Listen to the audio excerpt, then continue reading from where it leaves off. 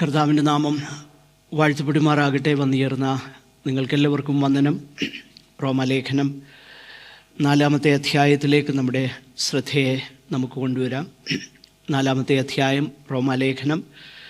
കഴിഞ്ഞ ആഴ്ചയിൽ നമ്മൾ ചിന്തിച്ചതുപോലെ തന്നെ വിശ്വാസത്താൽ കൃപയാൽ ഒരു പാപിയെ ദൈവം നീതീകരിക്കുന്ന വിഷയത്തെക്കുറിച്ച് 3-ാമത്തെ അധ്യായത്തിൽ നമ്മൾ കണ്ടു. 3:22 അതിന് ന്യായപ്രമാണവും പ്രവാചകന്മാരും സാക്ഷ്യം പറയുന്നു എന്ന് നമ്മൾ വായിച്ചു. അപ്പോൾ വിശ്വാസത്താൽ ദൈവം ഒരു പാപിയെ നീതീകരിക്കുക എന്നുള്ളത് ഒരു പുതിയ ഐഡിയ അല്ല. ദൈവവചനത്തിൽ അധിഷ്ഠിതമായിരിക്കുന്ന ഒരു ഉപദേശമാണ്. ആ ഉപദേശത്തിന് പഴയ നിയമമെന്നോ പുതിയ നിയമമെന്നോ വ്യത്യാസമില്ല. ദൈവത്തിൻ്റെ എല്ലാ കാലത്തെയും പദ്ധതി കൃപയാൽ വിശ്വാസത്താലുള്ള നീതീകരണമായിരുന്നു എന്നതാണ് പൗലോസിൻ്റെ പ്രധാനപ്പെട്ട പ്രമേയം. അപ്പോൾ അത് പ്രത്യേകിച്ച് തൻ്റെ യഹൂദന്മാരായിട്ടുള്ള തൻ്റെ സഹോദരന്മാരായിട്ടുള്ള ജഡത്തിൽ തൻ്റെ സഹോദരന്മാരായിട്ടുള്ള ഒരു നല്ല ഗ്രൂപ്പ് റോമിലുണ്ട്. ജാതികൾ മാത്രമല്ല. അപ്പോൾ നിശ്ചയമായിട്ടും അവർക്ക് ഉണ്ടാകാമാകുന്ന സംശയങ്ങളെ ദൂരീകരിപ്പാനാണ് പൗലോസ് ഈ വിശ്വാസത്താലുള്ള നീതീകരണം തന്നെയാണ് ദൈവത്തിൻ്റെ എല്ലാ കാലത്തെയും വഴിയെന്നുള്ളത് തെളിയിക്കുവാൻ ഒരു ഇല്ലസ്ട്രേഷനാണ് അബ്രഹാമിൻ്റെ ജീവിതം. So Paul's main thesis that God's righteousness is revealed in the gospel, and that righteousness is freely given to a sinner, and God justifies a sinner by his free grace and through faith, and that God's way of justification is not a novel idea which Paul or any other apostles invented.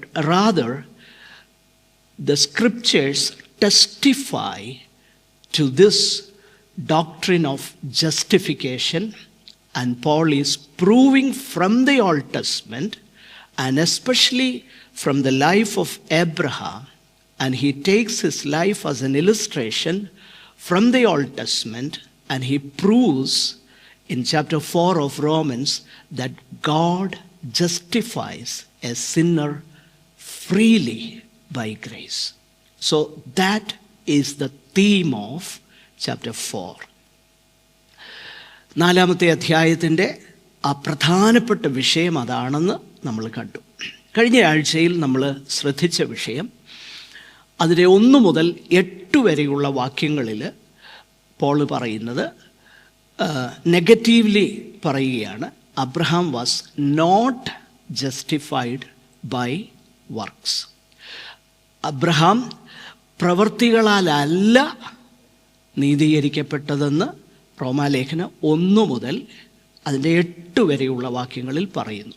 അതിൻ്റെ കാരണം നമ്മൾ കണ്ടു. 3-ാമത്തെ അധ്യായത്തിൻ്റെ അവസാന ഭാഗങ്ങളിൽ മനുഷ്യന് പ്രശംസിപ്പാനൊന്നുമില്ല. പ്രശംസ എവിടെ? ഒരു പ്രശംസയ്ക്കും അർത്ഥമില്ല. ഒരു പ്രശംസയ്ക്കും ഒരു ബോസ്ഫുൾനെസ്സിനും ദൈവസന്നിധാനത്തിൽ സ്ഥാനമില്ല എന്ന് പൗലോസ് പറഞ്ഞു. കാരണം മനുഷ്യൻ്റെ എഫേർട്ട് കൊണ്ടല്ല ദൈവം മനുഷ്യനെ നീതീകരിക്കുന്നത്. അപ്പോൾ അത് പറഞ്ഞിട്ടാണ് പൗലോസ് പറയുന്നത് നമ്മുടെ പിതാവാകുന്ന അബ്രഹാം പ്രവൃത്തികളാലാണോ നീതീകരിക്കപ്പെട്ടത്? എന്നിട്ട് അതിൻ്റെ ഉത്തരം താൻ തന്നെ പറയുന്നു. അങ്ങനെ പ്രവൃത്തികളാലാണെങ്കിൽ അബ്രഹാമിന് പ്രശംസിപ്പാൻ പല കാര്യങ്ങളും ഉണ്ട്.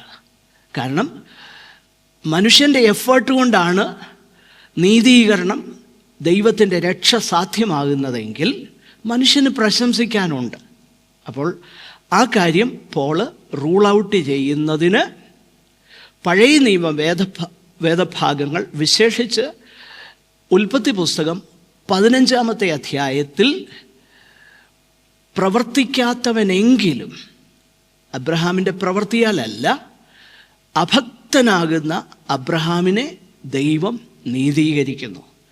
അത് വിശ്വാസത്താലാണ്. അതുകൊണ്ടാണ് അബ്രഹാം ദൈവത്തെ വിശ്വസിച്ചു, അത് അവന് നീതിയായി കണക്കിട്ടു. ഒന്നും പ്രവർത്തിക്കുന്നതിന് മുൻപ് തന്നെ അബ്രഹാം ദൈവത്തെ വിശ്വസിച്ചു. ഉൽപ്പത്തി 15:5 ആ കാര്യം പോൾ പറഞ്ഞു. 8-ാമത്തെ വാക്യത്തിലേക്ക് വരുമ്പോൾ വിശേഷിച്ച് നമ്മൾ അതിൻ്റെ 6 മുതലുള്ള വാക്യങ്ങൾ, 6 മുതൽ 8 വരെയുള്ള വാക്യങ്ങൾ ശ്രദ്ധിച്ചാൽ അബ്രഹാമിനെക്കുറിച്ച് മാത്രമല്ല പൗലോസ് പറയുന്നത്, ദാവീദിനെക്കുറിച്ചും പറയുന്നു. ദാവീദിൻ്റെ ഒരു സങ്കീർത്തന ഭാഗം ഉദ്ധരിച്ചിട്ട്, just as David also speaks of the blessing of the one to whom God counts righteousness apart from works. ദൈവം പ്രവൃത്തി കൂടാതെ നീതി കണക്കിടുന്ന മനുഷ്യൻ്റെ ഭാഗ്യം. It is a blessedness. It is such a blessed experience to be justified. എന്നിട്ട് പറയുകയാണ്, blessed are those whose lawless deeds are forgiven and whose sins are covered. Blessed is the man against whom the Lord will not count his sin. Now, the Lord doesn't count the sins of a man. Rather, God counts the righteousness of Christ. Or rather, God credits the righteousness of God, of Jesus into our account freely, not because we worked, but because of God's grace. So that is the point. ഈ 8 വരെയുള്ള വാക്യങ്ങളിൽ പ്രധാനമായിട്ടുള്ള വിഷയം നമ്മൾ കണ്ടു. പ്രവൃത്തികളാൽ അല്ല ദൈവം നീതീകരിക്കുന്നത്. അതിൻ്റെ ഉദാഹരണത്തിന് അബ്രഹാമിനെ കുറിച്ച് പോൾ പറയുന്നു. ഇന്ന് നമ്മൾ കഴിയുമെങ്കിൽ ഈ അധ്യായം മുഴുവൻ പെട്ടെന്നൊന്ന് കവർ ചെയ്യാനാണ് താല്പര്യപ്പെടുന്നത്. നമ്മൾ ആദ്യം 9 മുതൽ 12 വരെയുള്ള വാക്യങ്ങൾ ശ്രദ്ധിക്കുവാനായിട്ട് പോവുകയാണ്. അതിനു മുൻപേ അതിൻ്റെ ഒരു ഔട്ട്ലൈൻ ഞാനൊന്ന് പറയാം. ആദ്യം നമ്മൾ കണ്ടു 1 മുതൽ 8 വരെ അബ്രഹാം പ്രവൃത്തികളാലല്ല നീതീകരിക്കപ്പെട്ടത്. Verses 1 to 8, Abraham was not justified by works. Now, verses 9 to 12, Abraham was not justified by circumcision. 9 മുതൽ 12 വരെയുള്ള വാക്യങ്ങളിൽ പോൾ പറയുന്നു, അബ്രഹാം പരിച്ഛേദനയാലുമല്ല നീതീകരിക്കപ്പെട്ടത്. അതിൻ്റെ ശേഷം 13 മുതൽ 16 വരെയുള്ള വാക്യങ്ങളിൽ, ഇംഗ്ലീഷ് വേദപുസ്തകത്തിൽ അതിൻ്റെ 17ൻ്റെ ആരംഭ ഭാഗം വരെയുണ്ട്. എന്നാൽ മലയാളം വേദപുസ്തകത്തിൽ നമ്മൾ ശ്രദ്ധിച്ചാൽ അതിൻ്റെ 13 മുതൽ 16 വരെയുള്ള വാക്യങ്ങളിൽ Abraham was not justified by the law. 13 മുതൽ 16 വരെയുള്ള വാക്യങ്ങളിൽ ഇംഗ്ലീഷ് ബൈബിളിൽ 13 to 17, the first part, Abraham was not justified by the law. Malayalam വേദപുസ്തകത്തിലും ആ വേദഭാഗം നമ്മൾ ശ്രദ്ധിച്ചാൽ അബ്രഹാം ന്യായപ്രമാണത്താൽ അല്ല നീതീകരിക്കപ്പെട്ടത്. ആ 3 കാര്യങ്ങൾ നെഗറ്റീവായിട്ട് പറഞ്ഞു. Not by works, not by circumcision, not by law. നെഗറ്റീവായിട്ട് പറഞ്ഞു. എന്നാൽ 17 തൊട്ട് 22 വരെയുള്ള വാക്യങ്ങളിൽ നമ്മൾ വായിക്കുന്നത് Abraham was justified by faith. മുകളിലത്തെ വേദഭാഗങ്ങളിൽ എങ്ങനെയല്ല നീതീകരിക്കപ്പെട്ടതെന്ന് പറഞ്ഞിട്ട് 17 മുതൽ 22 വരെയുള്ള വാക്യങ്ങളിൽ എങ്ങനെയാണ് നീതീകരിക്കപ്പെട്ടത്? വിശ്വാസത്താൽ. 18 മുതൽ, so in verses 17 to 22, Paul says positively Abraham was justified by faith. And 18 to 22, he concludes with an application to us. So, Abraham's life, faith and the way he was justified, it applies to us. So that is the application of the Old Testament passage. പഴയ നിയമ വേദഭാഗങ്ങളുടെ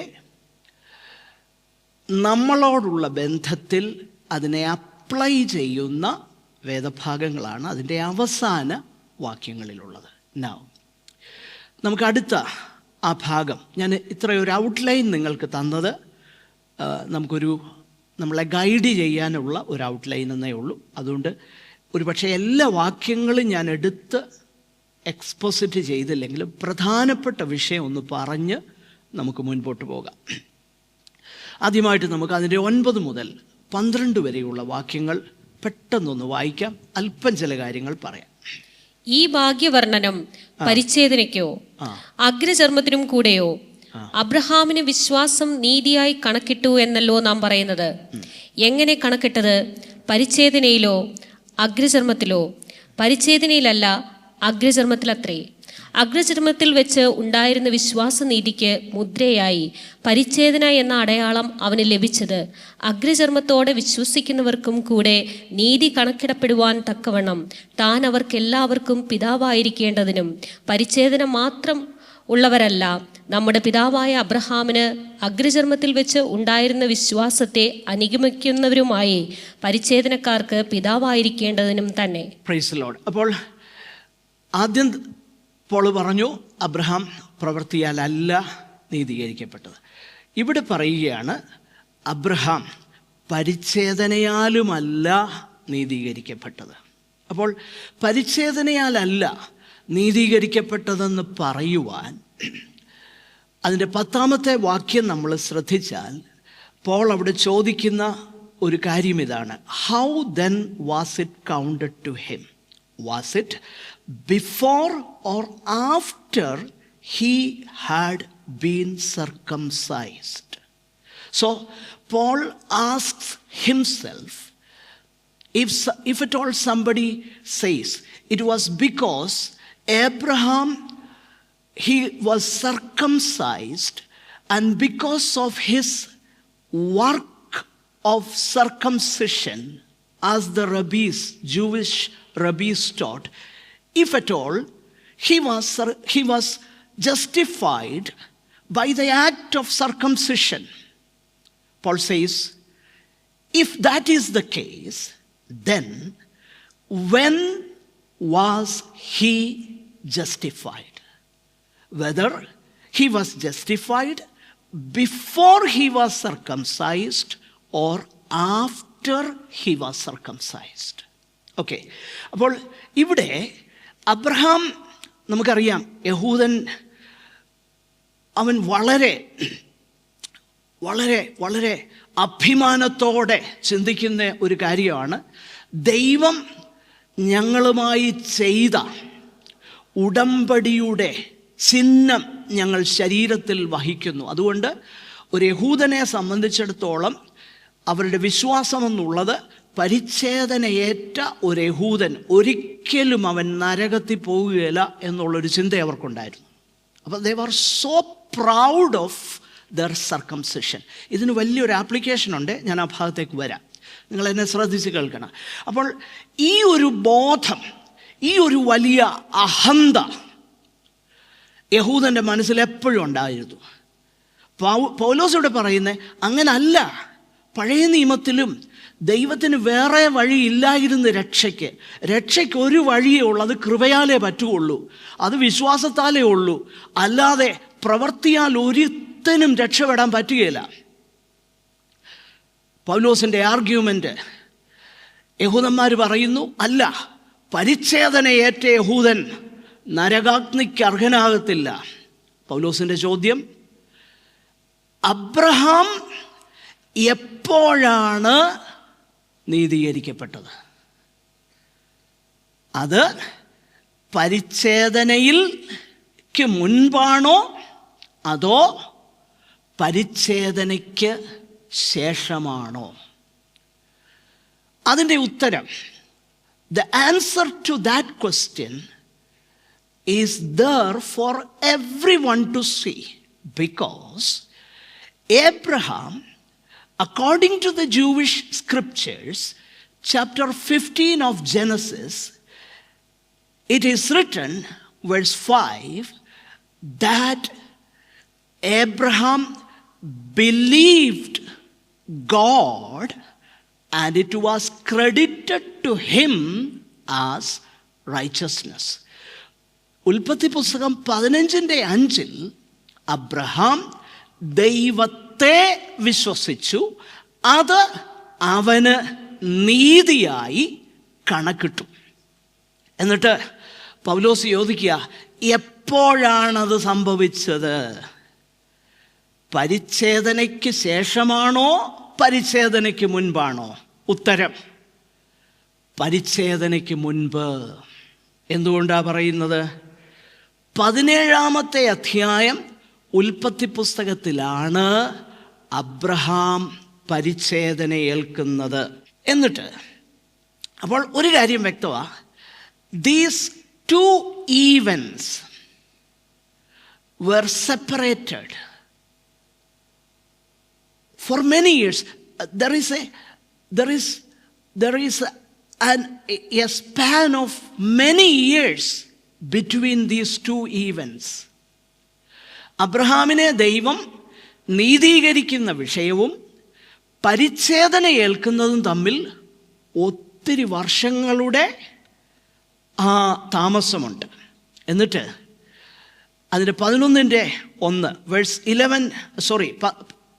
11, he received the sign of circumcision as a seal of the righteousness that he had by faith while he was still uncircumcised.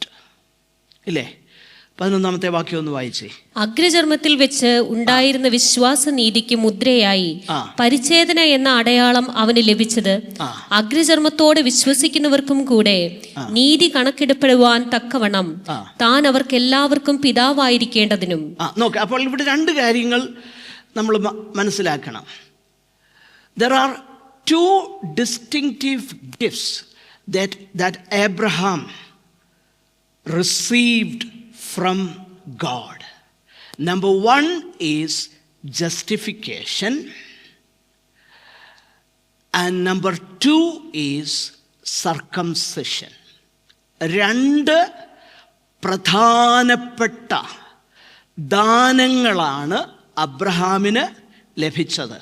1 നീതീകരണം, 2 പരിച്ഛേദന. ആ ഒരു ഓർഡറിലാണ് നമ്മൾ വായിക്കുന്നത്. So first he received justification by faith while he was still uncircumcised. വിശ്വാസത്താലുള്ള നീതീകരണം അബ്രഹാമിന് ലഭിക്കുന്നത് Abraham പരിച്ഛേദന ഏൽക്കുന്നതിന് മുൻപാണ്. And secondly, he received circumcision as a visible sign and seal of the justification which was already his. Okay? ഈ പരിച്ഛേദന എന്നുള്ളത് 2ാമത് കിട്ടിയ കാര്യമാണ്.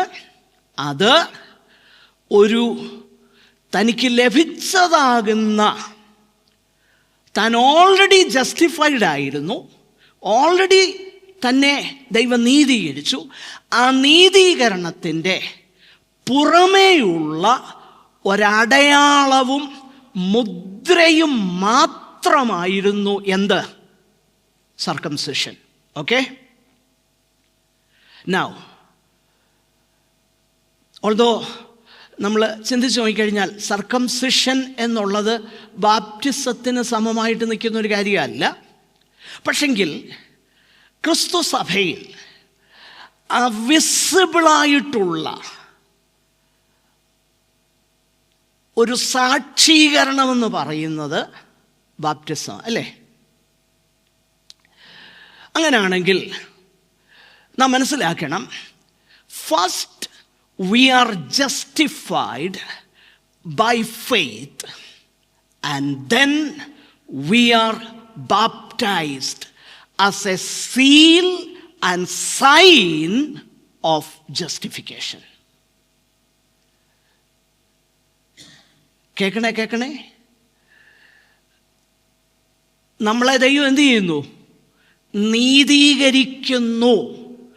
നീതീകരണത്തിൻ്റെ ഒരു അടയാളവും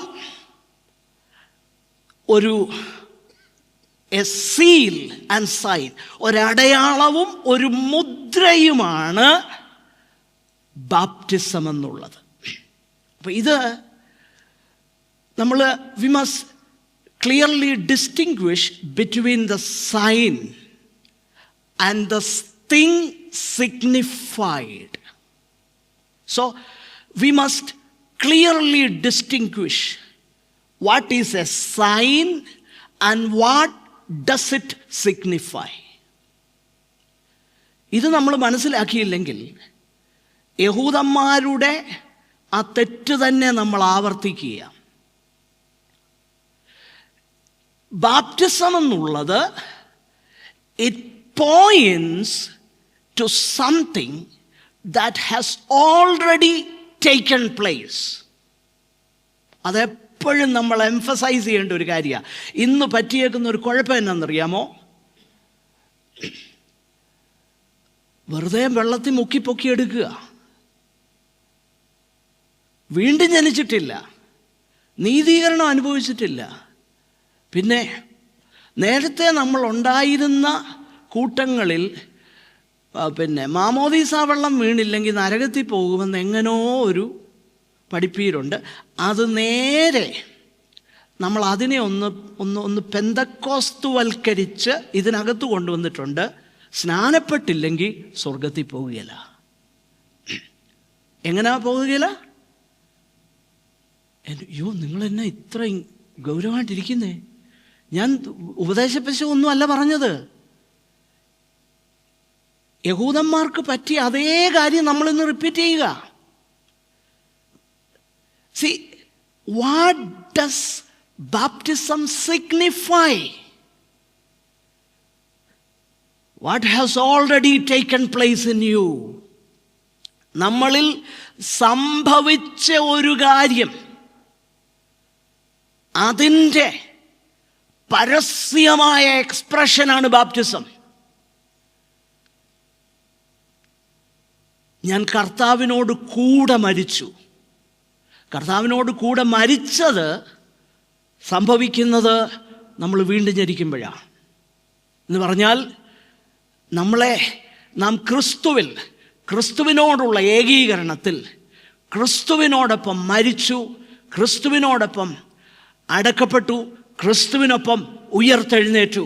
അത് ആന്തരികമായി സംഭവിക്കുന്ന ഒന്നാ, അല്ലാതെ സ്നാനജലത്തിൽ ഉണ്ടാകുന്ന കാര്യമല്ല. അപ്പം നിങ്ങൾ പറയും 6-ാം അധ്യായം ഉണ്ടല്ലോ, നമുക്ക് ദൈവം അനുവദിച്ചാൽ അവിടെ പഠിക്കാം. അതിൻ്റെ ആ വളരെ ഡൈനമിക്കായിട്ടുള്ള ഒരു എക്സ്പ്രഷനാണ് 6-ാം അധ്യായം റോമലേഖനത്തിൽ നമ്മൾ വായിക്കുന്നത്. ഓക്കെ, അപ്പോൾ നമ്മൾ ഒരിക്കലും ചിന്തിക്കരുത്, സത്യത്തിൽ യഥാർത്ഥത്തിലുള്ള ഒന്നിന് സബ്സ്റ്റിറ്റ്യൂട്ട് അല്ല മനുഷ്യൻ്റെ ഒരു ക്രിയയും, കേട്ടോ. യഥാർത്ഥത്തിൽ ദൈവം ചെയ്യുന്ന പ്രവൃത്തിയാണ് നീതീകരണം. ഓക്കെ, അപ്പോൾ ഈ കാര്യം അബ്രഹാം പറഞ്ഞിട്ട് താൻ പറയുന്ന ഒരു കാര്യം ഒന്ന് വായിച്ചോളൂ. അഗ്രചർമ്മത്തിൽ വെച്ച് ഉണ്ടായിരുന്ന വായിച്ചു.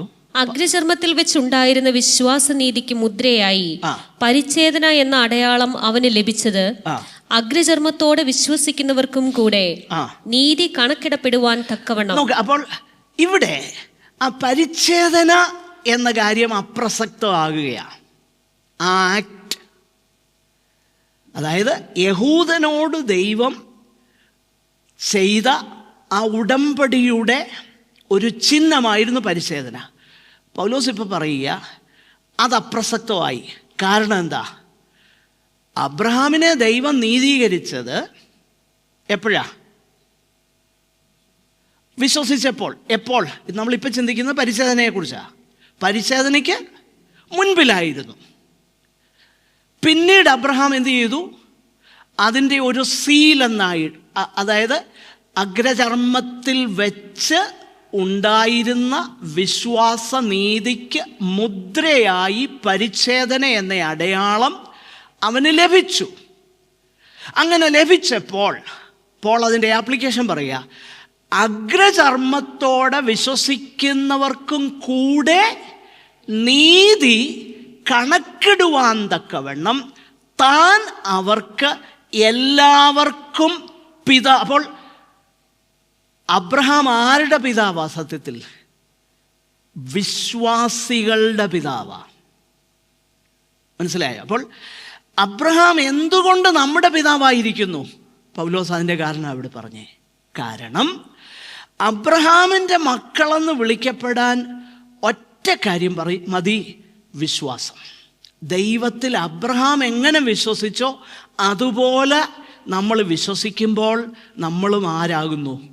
അബ്രഹാമിൻ്റെ. അപ്പോൾ എന്നിട്ട് പറയുക, അപ്പോൾ പരിച്ഛേദനക്കാർ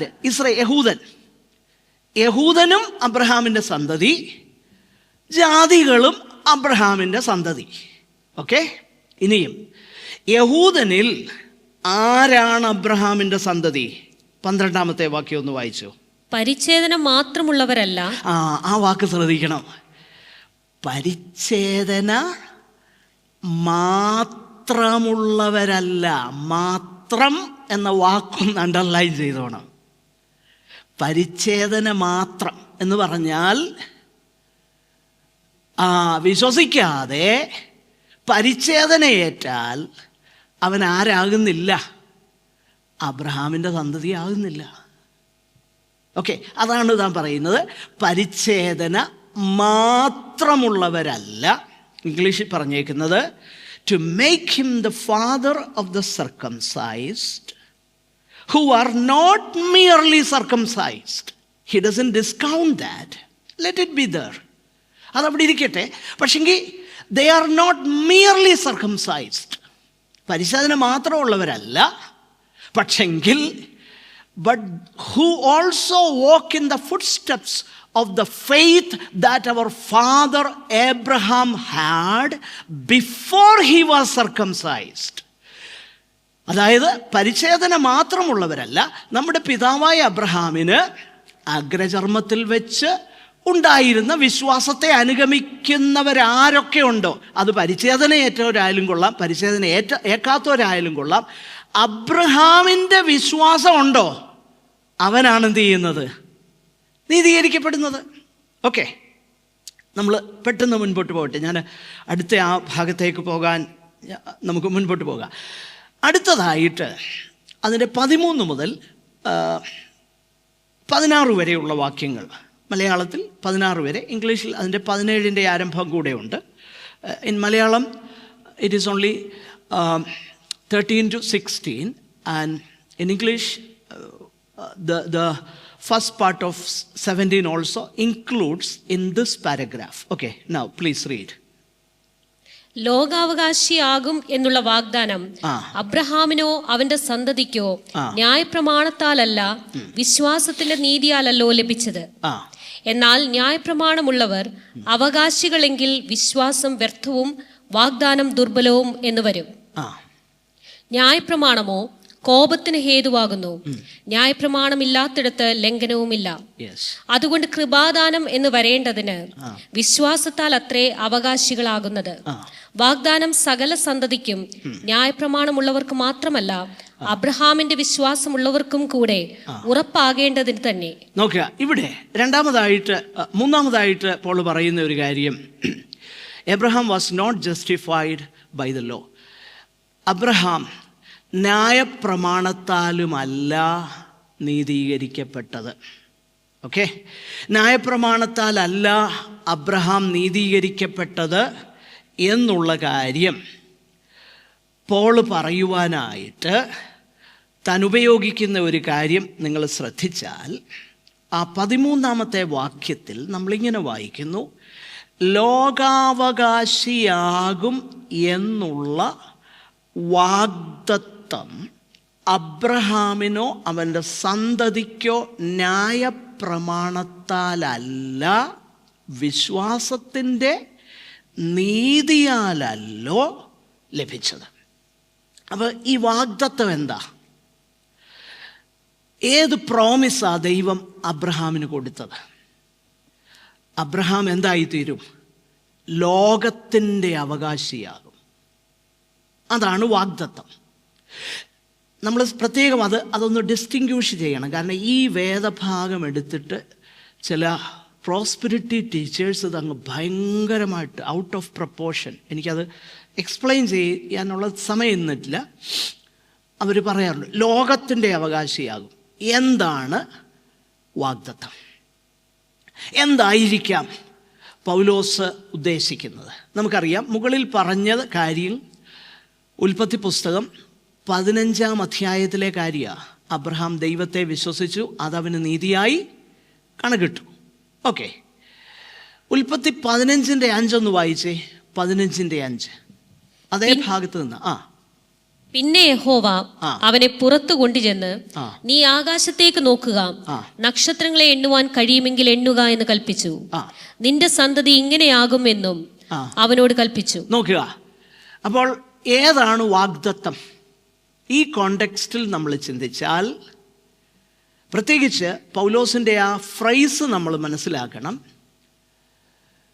മെഡിറ്ററേനിയൻ തീരത്തുള്ള ഒരു പീസ് ഓഫ് ലാൻഡ് അബ്രഹാം അവകാശമാക്കുമെന്നല്ല പൗലോസ് ഇവിടെ പറയുന്നത്.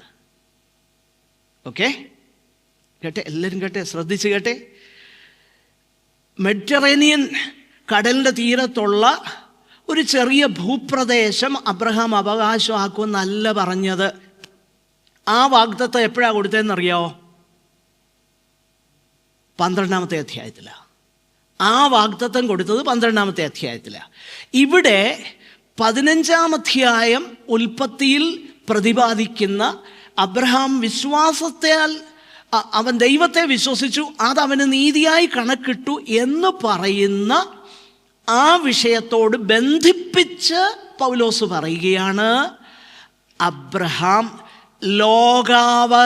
അവകാശി ആകും. ലോകത്തിൻ്റെ അവകാശിയാകും. എന്താ ലോകത്തിൻ്റെ അവകാശി?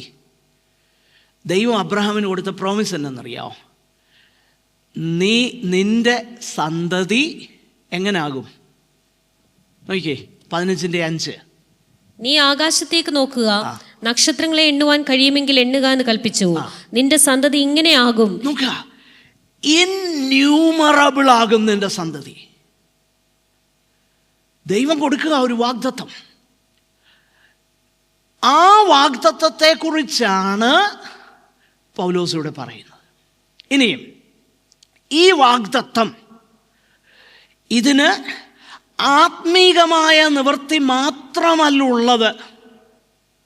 ഒരു ദിവസം ഇതിന് അക്ഷരീകമാകുന്ന നിവൃത്തിയും വരും.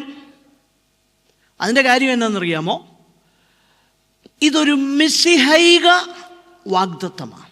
So this promise not only is fulfilled spiritually as the whole people of the world, every tribe and tongues, എല്ലാ ജാതികളിൽ നിന്നും ഭാഷകളിൽ നിന്നുമുള്ളവർ കൃപയാൽ വിശ്വാസത്താൽ നീതീകരിക്കപ്പെടും.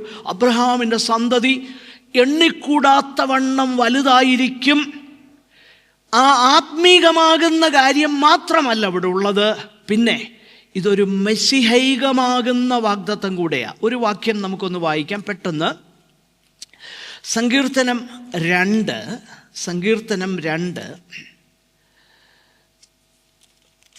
എന്നോട് ചോദിച്ചു കൊള്ളുക. ഒന്ന് വായിച്ചു. അതിൻ്റെ 8 മുതലുള്ള. എന്നോട് ചോദിച്ചു കൊള്ളുക, ഞാൻ നിനക്ക് ജാതികളെ അവകാശമായും ഭൂമിയുടെ അറ്റങ്ങളെ കൈവശമായും തരും. നോക്ക, ജാതികളെ അവകാശമായും ഭൂമിയുടെ അറ്റങ്ങളെ കൈവശമായും തരും. അപ്പോൾ അബ്രഹാമിന് കൊടുത്തതാകുന്ന വാഗ്ദത്തം ഇതായിരുന്നു. അത് മെസ്സിഹായിൽ കൂടെ ഫുൾഫില്ലും ആകുകയാണ്. ഇനി അവിടം കൊണ്ടും അത് നിൽക്കുന്നില്ല. മത്തായി സുവിശേഷം 5:5 മാത്യു 5:5. സൗമ്യതയുള്ളവർ ഭാഗ്യവാന്മാർ, അവർ ഭൂമിയെ അവകാശമാക്കും. നോക്കുക, അൾട്ടിമേറ്റ്ലി അവര് എന്തവകാശമാക്കും? ഭൂമിയെ അവകാശമാക്കും. അത് ഇനിയും ഒരു വാക്യം കൂടെ ഒന്ന് വായിച്ചു. 1 കൊരിന്ത്യർ 3-ാം അധ്യായം അതിൻ്റെ അവസാനത്തെ വാക്യം. മരണമോ ജീവനമോ ലോകമോ, ഒന്ന് വായിച്ചോളൂ.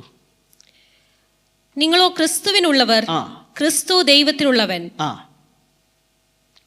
അതിൻ്റെ മുകളിലത്തെ അതായത് മരണമോ ജീവനോ ലോകമോ എന്നൊക്കെ പറയുന്ന ആ വാക്കുണ്ടല്ലോ, ആ വാക്യം അതൊന്ന് വായിച്ചു. അതിന് മുകളിലത്തെ നെക്സ്റ്റ് മുകളിലുള്ള വാക്യം.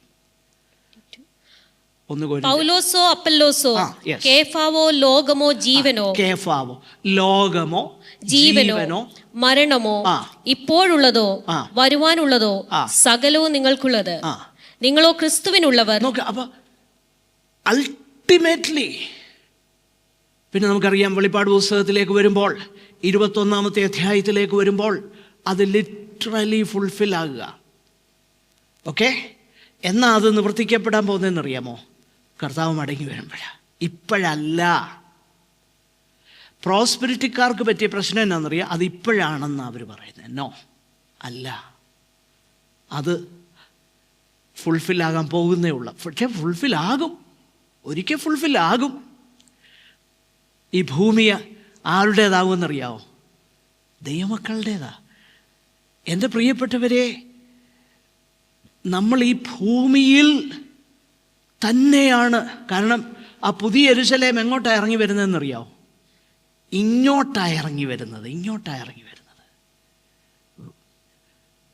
God's people will live here in a renovated new heavens and new earth forever. Okay, അപ്പോൾ അൾട്ടിമേറ്റ്ലി അത് നിവൃത്തീകരിക്കപ്പെടും. എന്നാൽ ഈ ഒരു പ്രോമിസ് അബ്രഹാമിന് എപ്പോഴാണ് കിട്ടിയത്? ന്യായപ്രമാണം കിട്ടിയിട്ടാണോ? അല്ല. പിന്നെ എപ്പോഴാണ് കിട്ടിയേ? ന്യായപ്രമാണം ലഭിക്കുന്നതിന് അനേക വർഷങ്ങൾക്ക് മുൻപാണ്. ഒന്നുകൂടെ പറഞ്ഞാൽ, പൗലോസിൻ്റെ ഗലാത്യ ലേഖനം 3:17 വായിച്ചാൽ, 3:17 ഒന്ന് വായിച്ചു. 3:17.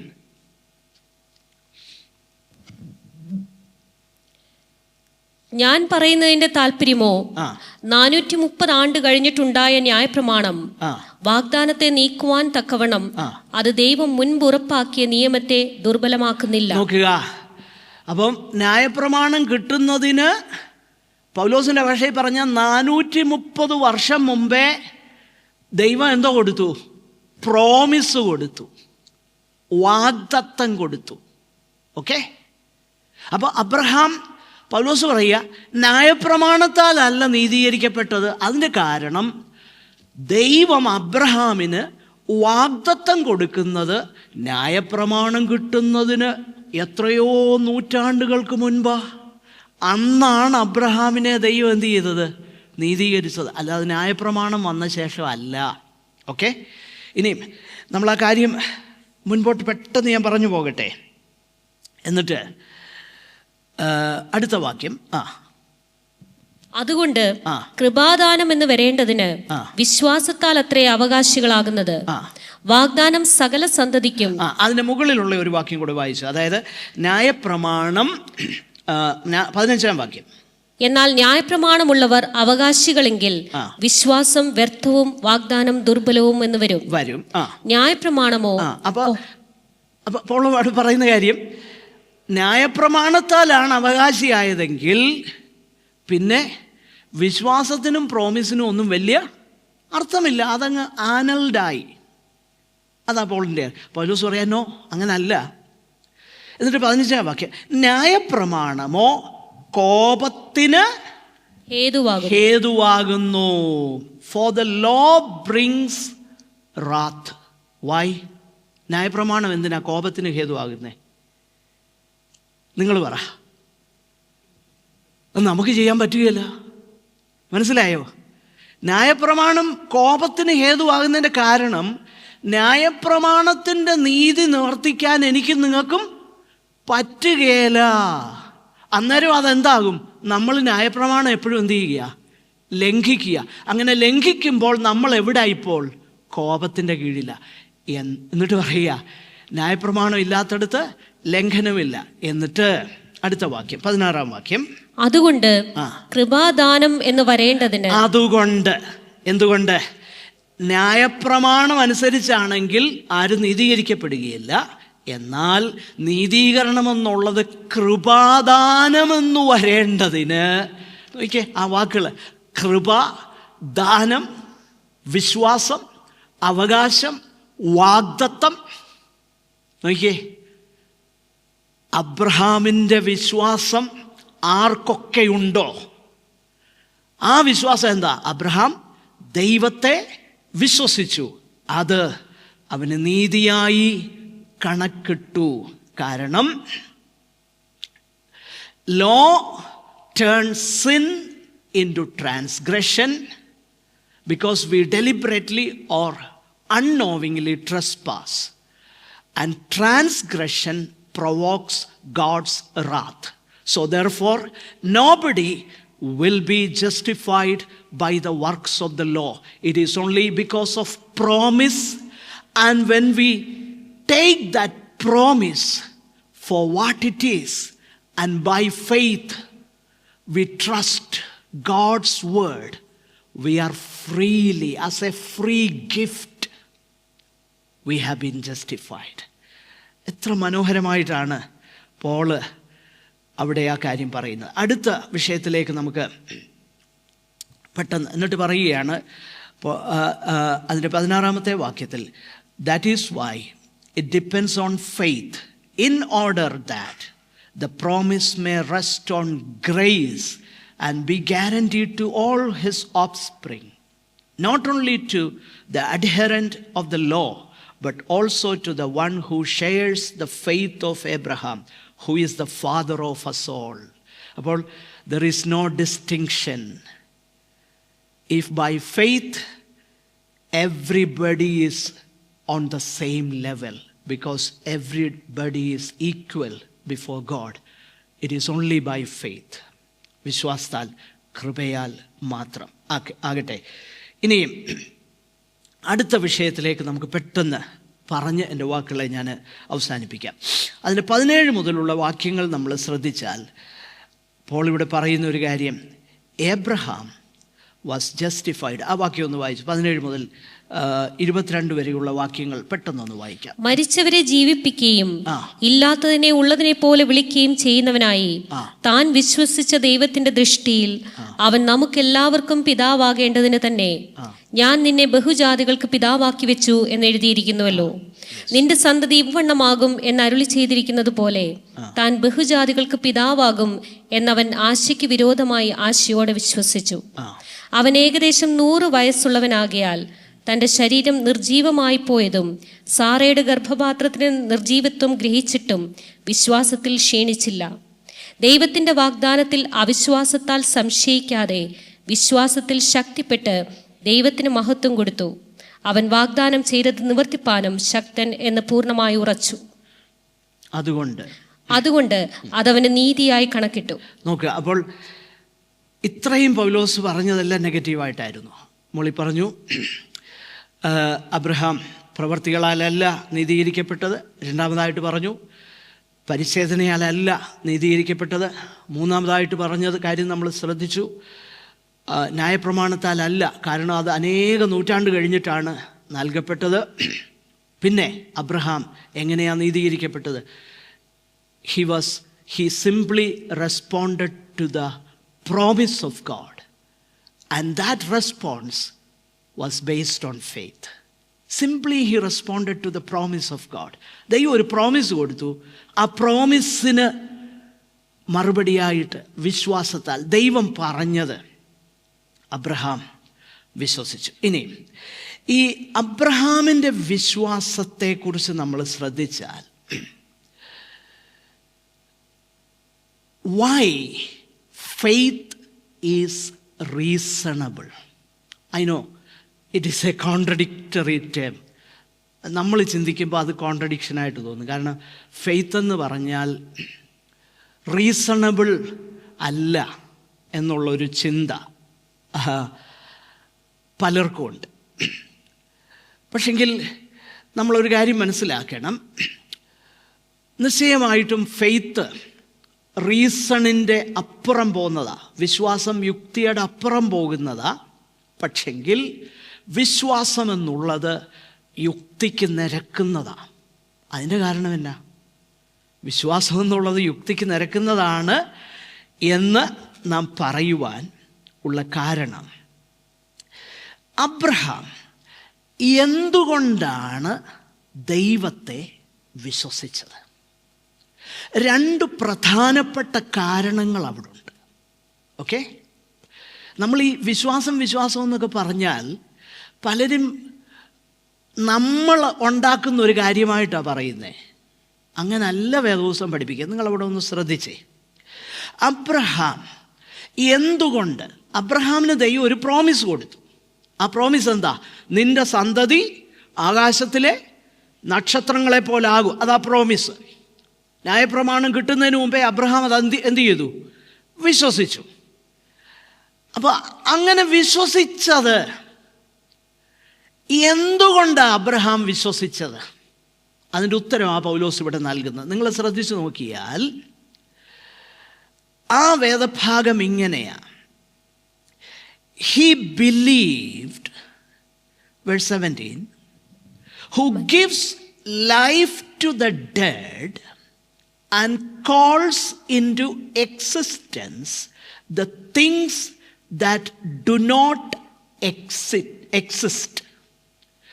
In other words, Abraham believed in the God of creation and in the God of resurrection. ഒന്നുകൂടെ പറഞ്ഞാൽ, Abraham believed God is powerful. Okay, അതാ ഒന്നാമത്തെ അടിസ്ഥാനം. വിശ്വാസത്തിൻ്റെ ആധാരം എന്താ? വിശ്വാസത്തിൻ്റെ ആധാരം നമ്മിലല്ല, വിശ്വാസത്തിൻ്റെ ആധാരം ദൈവത്തിലാണ്. അബ്രഹാം വിശ്വസിക്കാൻ കാരണം നമ്മളിവിടെ വായിക്കുന്നു. 1, ദൈവം മരിച്ചവരെ ജീവിപ്പിക്കുന്നവനാണ്. He is the God of resurrection. മരിച്ചവരെ ദൈവം ജീവിപ്പിക്കുന്നു. 2, ദൈവം എന്ത് ചെയ്യുന്നു? അവിടെ എഴുതിയേക്കുന്ന കാര്യം, ഇല്ലാത്തതിനെ ഉള്ളതിനെ പോലെ വിളിക്കുകയും. ഇല്ലാത്തതിനെ ഉള്ളതുപോലെ വിളിക്കുന്നു. God creates something out of nothing.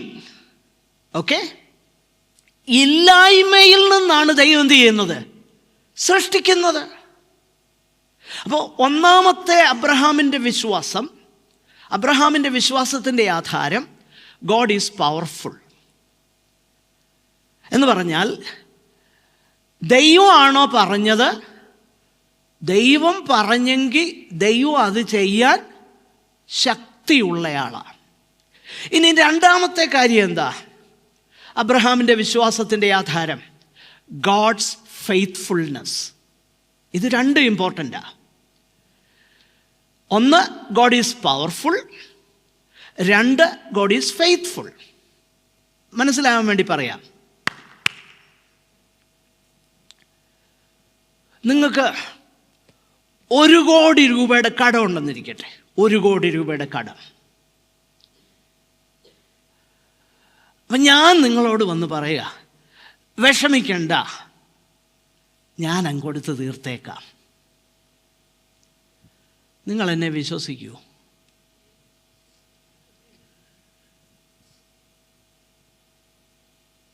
എൻ്റെ കയ്യിൽ 1 കോടി രൂപയില്ല. ഓക്കെ, അപ്പം നിങ്ങൾ പറയും, ഉപദേശി എവിടെ നിന്ന് എടുത്ത് കൊടുക്കാനാ എന്ന് ചോദിക്കും, ഇല്ലേ? അപ്പം എനിക്ക് കഴിവില്ല. അപ്പം തന്നെ അവിടെ അത് തീർന്നു. ഓക്കെ, എന്നാൽ വലിയൊരു ധനികൻ വന്നിട്ട് പറയുക, ഞാനത് കൂടെ തീർത്തോളാം.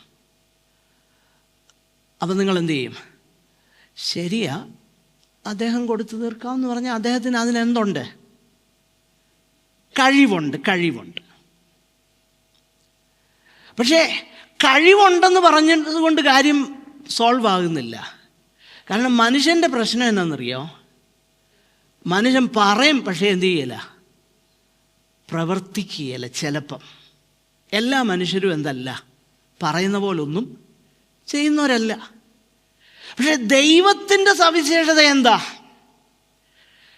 ദൈവത്തിന് കഴിവുണ്ടെന്ന് മാത്രമല്ല, ദൈവം വിശ്വസ്തനും കൂടെ. പറഞ്ഞ പോലെ ചെയ്യും. ഓക്കെ, ഇവിടെയാണ് അബ്രഹാമിൻ്റെ വിശ്വാസം. ഓക്കെ, ഇതാണ് വിശ്വാസം എന്ന് പറഞ്ഞാൽ. God is not only powerful, he is also faithful.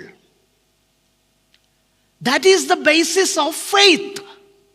Not only God is powerful, He is faithful as well. And I can trust Him. If God tells me something which seems utterly impossible, if God tells me, I can trust. It is because He is powerful, He is faithful. Powerful, faithful. This is the reasonableness of the faith of Abraham. Okay? ഇവിടെയാണ് വിശ്വാസം reasonable ആകുന്നത്. Okay, നമ്മൾ പറയും വിശ്വാസം reasonable അല്ലെന്ന് പറയും. Of course വിശ്വാസത്തിൻ്റെ റീസണിൻ്റെ അപ്പുറം പോകുന്നത് ആ വിശ്വാസം. പക്ഷെങ്കിൽ വിശ്വാസം റീസണബിളാ. കാരണം ദൈവം മരിച്ചതിനെ ഉയർപ്പിക്കുന്നവനാ. ദൈവം ഇല്ലാത്തടത്ത് നിന്ന് ഉണ്ടാക്കുന്നവനാണ് ദൈവം. പിന്നെ ദൈവം പറഞ്ഞാൽ അവിടുന്ന് ഒരു കാരണവശാലും മാറുന്നവനല്ല ദൈവം.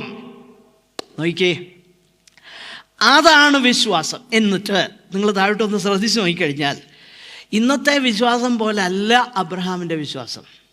ഇന്ന് നമ്മൾ വിശ്വാസം, ആ വിശ്വാസത്തിൻ്റെ വാക്ക് പറയാതെന്നേ. പക്ഷെ ഇവിടെ അതല്ല നമ്മൾ കാണുന്നത്. നിങ്ങളൊന്ന് വായിച്ചേ. അതിൻ്റെ കാരണം ഞാൻ അവിശ്വാസത്തിൻ്റെ വാക്ക് പറഞ്ഞോ ഇല്ലയോ എന്നുള്ളതൊന്നും അല്ല അവിടുത്തെ വിഷയം. എനിക്ക് ഹൃദയത്തിൽ ചഞ്ചലം ഉണ്ടായോ ഇല്ലയോ എന്നുള്ളതല്ലല്ലോ വിഷയം.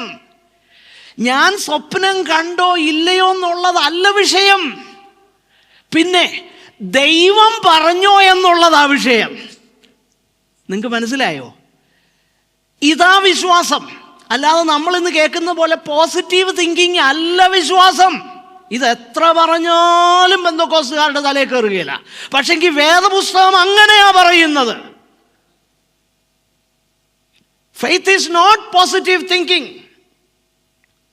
Faith, its object is not my imagination, my whims and fancies. Rather, faith is in the person of God. ദൈവത്തിലാ വിശ്വാസം. ദൈവത്തിലാ വിശ്വാസം. അവിടെയാ.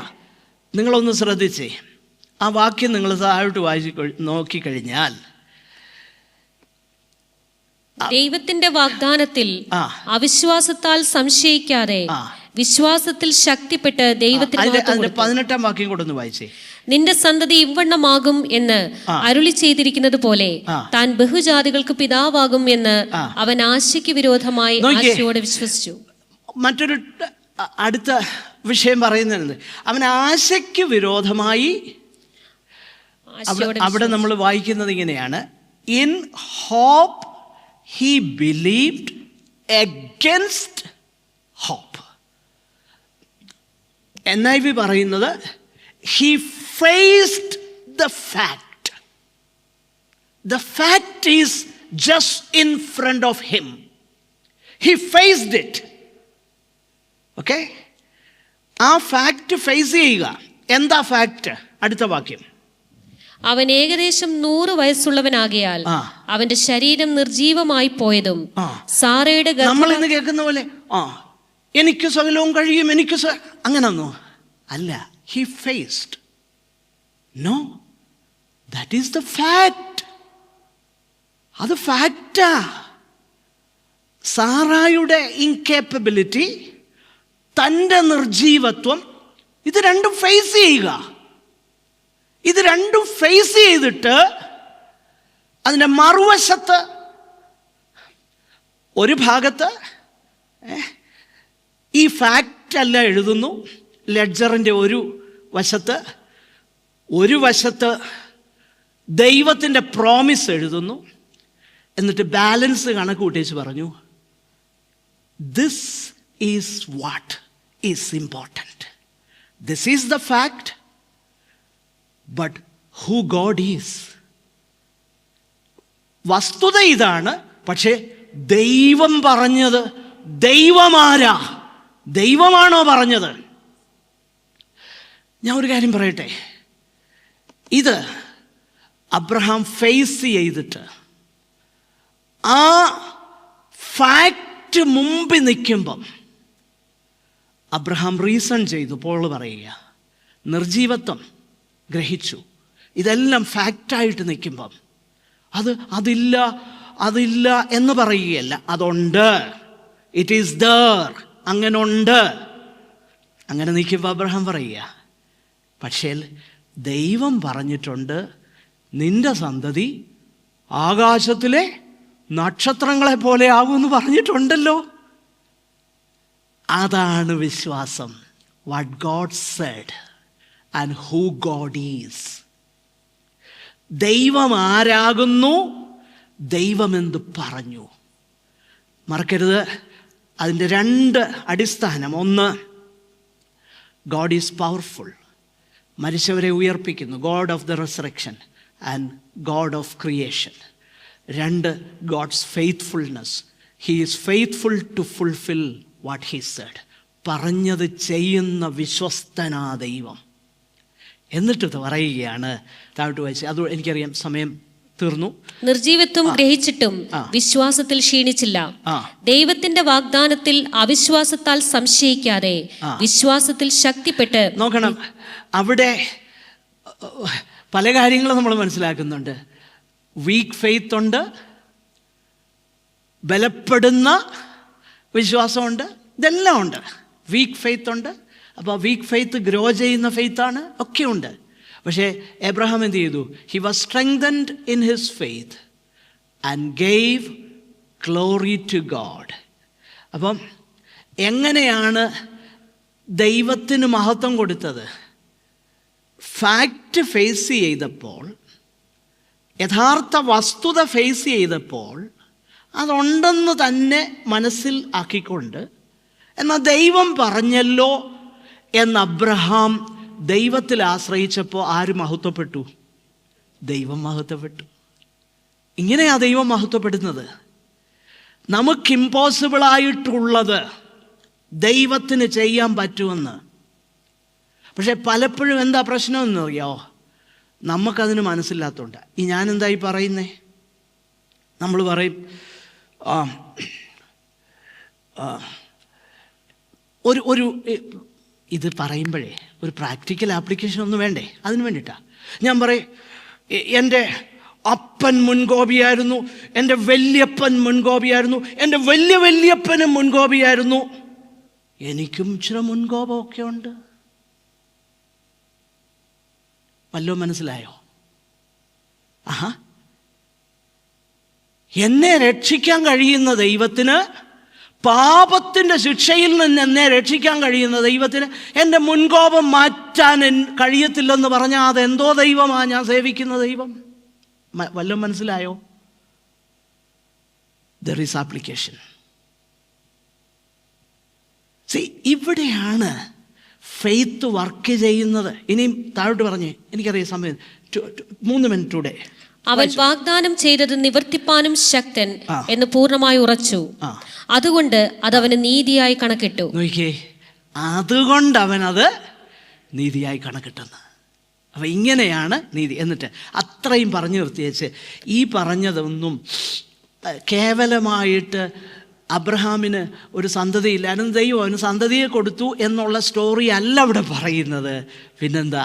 കൃപയാൽ വിശ്വാസത്താലുള്ള, ഇൻഫാക്റ്റ് ആ സന്തതിയെ കൊടുത്തു എന്ന് പറഞ്ഞാൽ അത് വലിയ കാര്യമാണ്. അത് എന്നിട്ട് താഴോട്ട് പറഞ്ഞേ, അവന് കണക്കിട്ടു എന്ന് എഴുതിയിരിക്കുന്നത് അവനെ വിചാരിച്ചു മാത്രമല്ല, അവനെ വിചാരിച്ചു മാത്രമല്ല, നമ്മെ വിചാരിച്ചും കൂടെ, നമ്മെ വിചാരിച്ചും കൂടെ. അപ്പൊ തിരുവഴുത്ത്, പഴയ നിയമ തിരുവഴുത്ത് എങ്ങനെയാ വ്യാഖ്യാനിക്കേണ്ടേ? അബ്രഹാമിന്റെ ലൈഫ് എങ്ങനെയാ വ്യാഖ്യാനിക്കേണ്ടേ? അതിന്റെ പറ്റിയൊരു ഇലിസ്ട്രേഷനാണ് ഇവിടെ നമ്മൾ വായിക്കുന്നത് കേട്ടോ. ഈ കഴിഞ്ഞ ദിവസം ഞാൻ കേട്ടെന്നേ, ചെങ്ങന്നൂർ ഒരുത്തൻ, ഒരു ഗുണ്ടായെ പോലെ ഒരുത്തൻ വിളിച്ച് പറയുന്നത് കേട്ടു. അബ്രഹാമും കൊണ്ടോ അവൻ വീട് വിട്ടി ഇറങ്ങിയപ്പോൾ അവനെ കണക്കിൽ അബ്രഹാം ബഹുസമ്പന്നനായി അങ്ങനെ അനുഗ്രഹിച്ചു. അങ്ങനല്ല സാറേ വ്യാഖ്യാനിക്കേണ്ടത്. വ്യാഖ്യാനം പുതിയ നിയമത്തിൽ തന്നിട്ടുണ്ട്. അതിൻ്റെ അപ്പുറം പോകാൻ നിനക്ക് ആര് പെർമിഷൻ തന്നു? 14 ഈ റോമലേഖനം 14-ാമത്തെ അധ്യായം അതിൻ്റെ 5-ാമത്തെ വാക്യം ഒന്ന് വായിച്ചേ. 15-ന്റെ 5. എന്നാൽ നിങ്ങൾ ഐക്യമത്യപ്പെട്ട് നമ്മുടെ കർത്താവായ 15-4 എന്നാൽ മുന്നെഴുതിയിരിക്കുന്നതൊക്കെയും എന്ന് പറഞ്ഞാൽ എന്തുവാ? ഉൽപ്പത്തി 1-ാം അധ്യായം 1-ാം വാക്യം തൊട്ട് മലാഖിയുടെ അവസാനം വരെ അതിൻ്റെ പേരാണ് മുന്നെഴുതിയിരിക്കുന്നത് ഒക്കെയും. എന്തിനാ തന്നേക്കുന്നത്? നമ്മുടെ ഉപദേശത്തിനായിട്ട് അത് തന്നേക്കുന്നത്. എന്നിട്ട് നമുക്ക് തിരുവെഴുത്തുകളാൽ ഉളവാകുന്ന സ്ഥിരതയാലും ആശ്വാസത്താലും പ്രത്യാശ ഉണ്ടാകാൻ വേണ്ടിയിട്ടാ.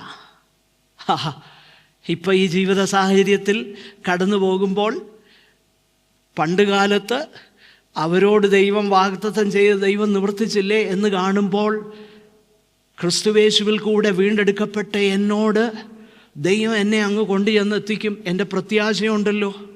എനിക്ക് ആ പ്രത്യാശ ഉണ്ടാകാൻ വേണ്ടിയിട്ടാണ് പഴയ നിയമം എൻ്റെ കയ്യിൽ തന്നേക്കുന്നത്. അല്ലാതെ അയലോക്കത്ത് എനിക്കിഷ്ടമില്ലാത്തവൻ്റെ കൈ ഒടിച്ച് കളയാൻ പാട്ടുണ്ടാക്കാനല്ല പഴയ നിയമം തന്നേക്കുന്നത്.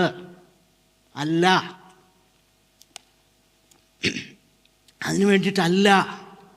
ഓക്കെ, ഞാൻ വിഷയത്തോട് ചേർന്നങ്ങ് പറഞ്ഞതേ ഉള്ളൂ. എന്നിട്ട് ഈ ഭാഗത്തേക്ക് മടങ്ങി വന്നേ, ഞാൻ അവസാനിപ്പിക്കാം. ഓക്കെ, നമ്മുടെ അതിക്രമങ്ങൾ നിമിത്തം മരണത്തിന് ഏൽപ്പിച്ചും, ദാറ്റ് ഈസ് ദ കൺക്ലൂഷൻ. നമ്മുടെ അതിക്രമങ്ങൾ നിമിത്തം മരണത്തിന് എന്ന് പറഞ്ഞാൽ ഞാൻ മരിക്കേണ്ട മരണം ആര് മരിച്ചു? യേശു മരിച്ചു. അതാ 8-ാം അധ്യായത്തിൽ വായിക്കുന്നത്, സ്വന്തം പുത്രനെ ആദരിക്കാതെ നമുക്കെല്ലാവർക്കും വേണ്ടി ഏൽപ്പിച്ചു തന്നവൻ. നമ്മുടെ അതിക്രമങ്ങൾ നിമിത്തം എന്ത് ചെയ്തു? മരിച്ചും നമ്മുടെ നീതീകരണത്തിനായി ഉയർപ്പിച്ചുമിരിക്കുന്ന. അപ്പോൾ എൻ്റെ സ്ഥാനത്ത് യേശു മരിച്ചപ്പോൾ എൻ്റെ പാപം മുഖാന്തരം യേശു ക്രൂശി മരിക്കാൻ പിതാവ് സ്വന്തം പുത്രനെ ആദരിക്കാതെ എനിക്ക് വേണ്ടി ഏൽപ്പിച്ചു തന്നപ്പോൾ, ആ പുത്രനെ മരണത്തിൽ നിന്ന് ഉയർപ്പിച്ചിട്ട് ആ പുത്രൻ്റെ നീതി എനിക്കെന്ത് ചെയ്തു? ഫ്രീ ആയിട്ട് തന്നു.